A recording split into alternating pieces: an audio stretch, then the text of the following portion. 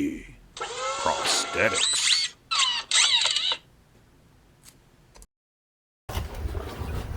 Hey guys, this is Tiki. I'm just here today to give you a short video on the process of doing kind of like a simple job around the house.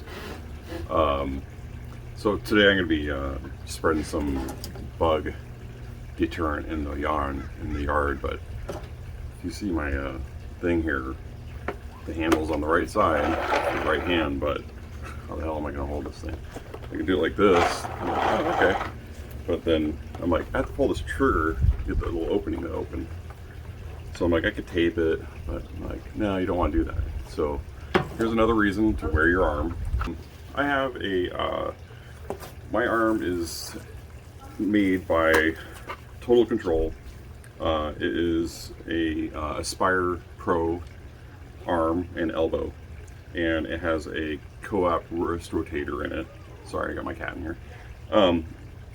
And I also have my socket here was designed by co-op, and I'm sorry, by Biodesigns, and I have a co-op system inside of it, which is a pattern recognition system. So inside of it, I have a bunch of sensors that read the muscle contractions on my arm, which control the elbow, wrist, and hand movements.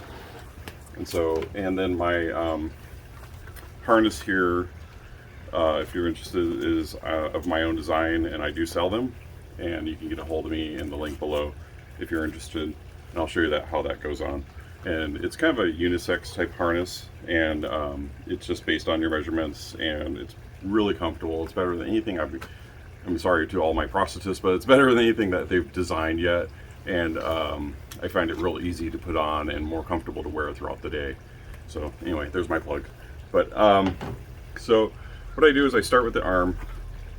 I'm going to grab my battery, make sure it's got full charge. I always have a battery on the charger, just to make sure. We're going to go ahead and put that in, and then there's a little cover here that goes over it, and that snaps on. And on the bottom here I have a power button, and then I have an elbow, like it's a reset button, but I don't ever use it, so it's just a power button. And so I put the arm aside. I gotta use what's called a pull sock to get into my current arm. And pull socks, they come in several different colors and shapes. They get them sized to your specific limb size. And like I have a white one here, it's an older one. And I use these new green ones, basically the same material, just different colors. One real important thing that you wanted to ask for when you're getting your pull socks from your prosthetist, if you're an amputee, make sure they put the lead wire, make sure it's long. You can see this one's really long. It's got an actual stiffener in it. It's got a piece of wire in there that stiffens it versus something small like this. And the reason is because when you're having to put your arm into this inside the sock, and so when you're pushing this down, you have to get this down into this elbow and out this little hole on the bottom. And so it's really impossible unless you have small hands. I have big hands, and I can't get my arm all the way down there and just kind of stick this little thing through there, and it's a real pain. I could do it, but it takes a long time. So I'm going to use the green socket here, the long pulse cord at the end. So I'm going to do is pull up my arm, get it all exposed. My socket goes all the way up to here. I kind of use my tattoo as a measurement tool here now. It's quite humid out today. My arm's real sticky. Good thing, holds on the socket really well, but the other thing is, you know, if you start sweating inside your socket, that's your reliance on that suction and that friction to hold it on, and it just doesn't do it. So anyway, I get my arm in, I get it all the way to the bottom, and then I invert this thing kind of like over top my arm. I got a lot of extra on here, probably could have got something smaller, but I'm going to do is take this cable, let me show you guys. So what I do is I bend the end just a tad. There we go, this comes out the bottom. And so on the end of my arm, I have a little knob that sticks out. and that is a connector, the electrical connector that goes into the end of the hand. or any other electrical pre-insert that you have. And so I typically will take a pillow or something and put it at the end of here. I do not have anything available. What I'm going to do is I'm going to just put this other bag down, and then I have a hole in the table so that this little button will go inside that hole, so I'm not going to break it. So you just kind of got to be careful of that. And so at the same time now, what I'm doing is I'm going to be pulling the sock out and I'm pushing my arm down inside of it. And you want to get as tight as possible so that there's no air gaps. Even though these are big air gap holes, these are just covered with fabric right now, but they're big openings. And the point of that is, this is called a high-fi socket or high fidelity socket. And what it's doing is it's pulling the muscle group and all the solid parts of my arm into these rigid parts are being held into there really well. Well, kind of the fatty part of my arm will bulge out of these sockets. And what that does is it creates a really great tight grip around your arm, around the distal bone. See, I just pulled it all the way out now. And so it creates a lot of stability in the socket. Look up Biodesigns. They're in California if you're more interested in their socket design. But and then here's another little thing that they designed and actually sold to Autobach. It's instead of having a screw-in type socket, it's just air and magnets. It uses O-rings and magnets, and has a little air release here, and you can just push that in, push your air release a couple times while pushing down into the socket, and it gets rid of all that last little air bubble that's sticking in right there. And this is great because you don't have to screw it in. Sometimes you get them, the screw-in ones, you get them all like too tight, and then you can't get them off, and you need a tool to get it off. You can't do it with your hand.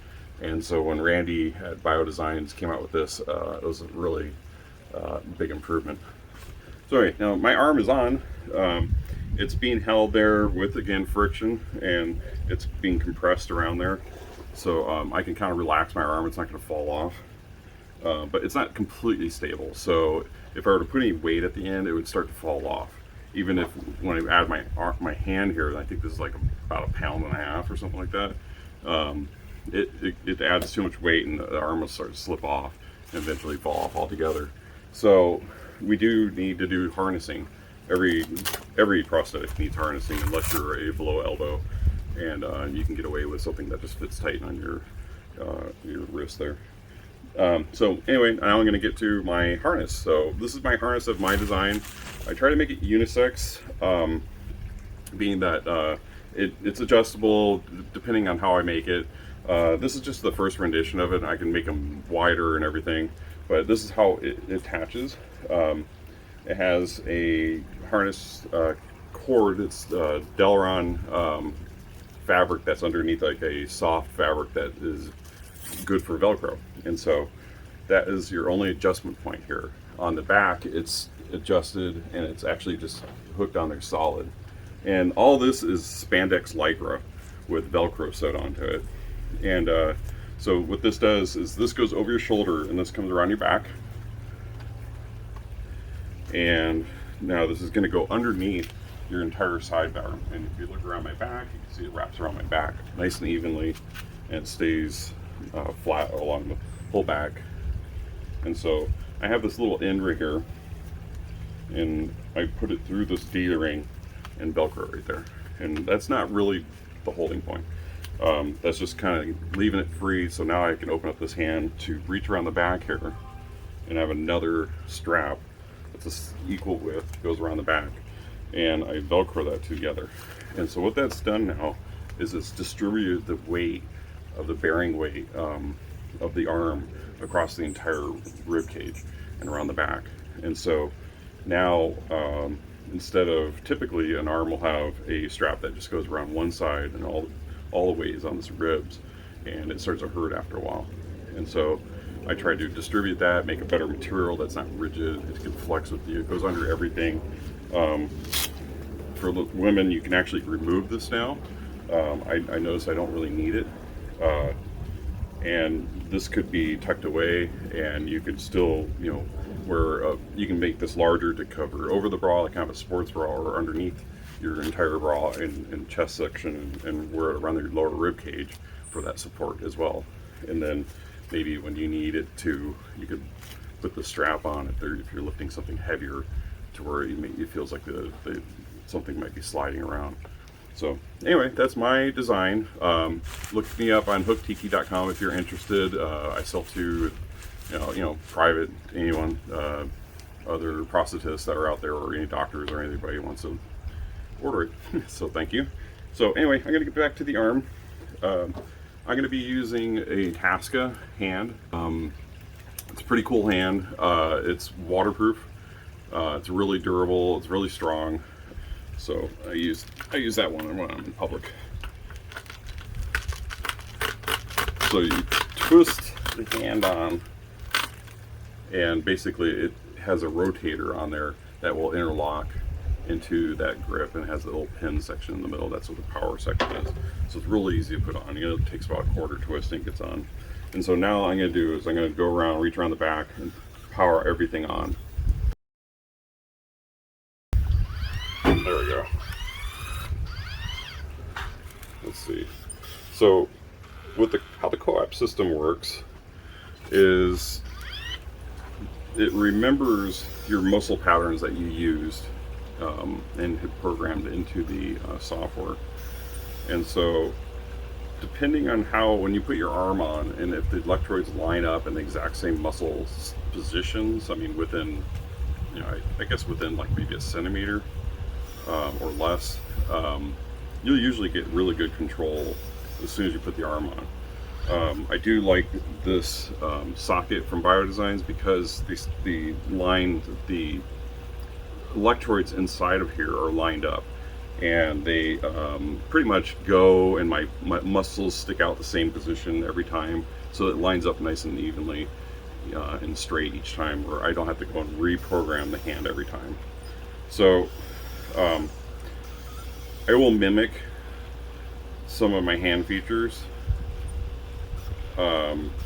When you're probably a first-time user, it's a really good idea to mimic. It really helps your brain kind of make that connection of what you're trying to do. Okay, let's see about putting this together.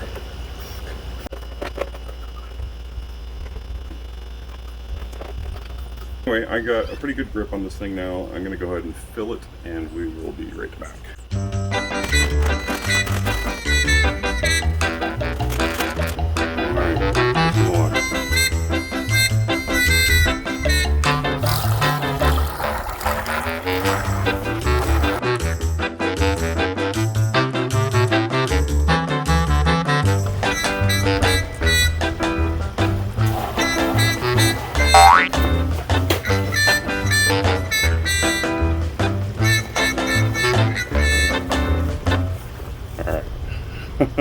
Here's another problem.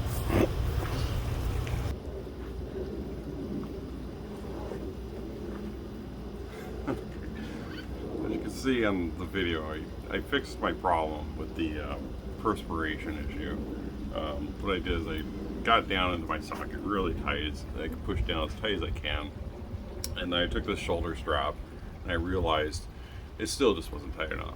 And so I actually tightened this even more. I remember that the soft part actually goes through the D loop, and it wasn't all the way there, so it tightened it up to where it gave me really great stability and movement. You can see in the video I was working really good, and had good control. But then all of a sudden my arm fell off. I mean, my hand fell off, and the whole thing fell out, and I lost half my seed, or poison there for the bugs. And so now I'm left with the predicament. I got my hand attached to this unit. And so a funny story is, I was in a grocery store, and I was pushing a cart. And what happens is I was pushing the cart along, and the wrist will turn back and forth a little bit. When you're not voluntarily turning it, it just clicks on its own. But after a while it starts to loosen and it thinks it wants to come off. And so what I was doing is I was pushing a cart. We're in Costco going down the aisle, and all of a sudden we're turning this aisle and I start pushing the cart, and I was just using the prosthetic arm and the hand broke off, attached to the cart, goes rolling down the aisle.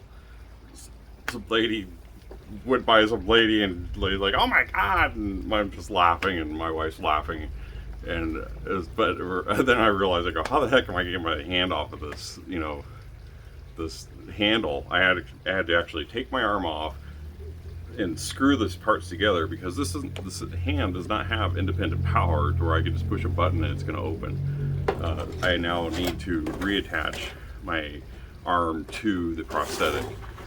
Alright, so I'm back. I got all the stuff out of there. So all I have to do is, I still control the arm.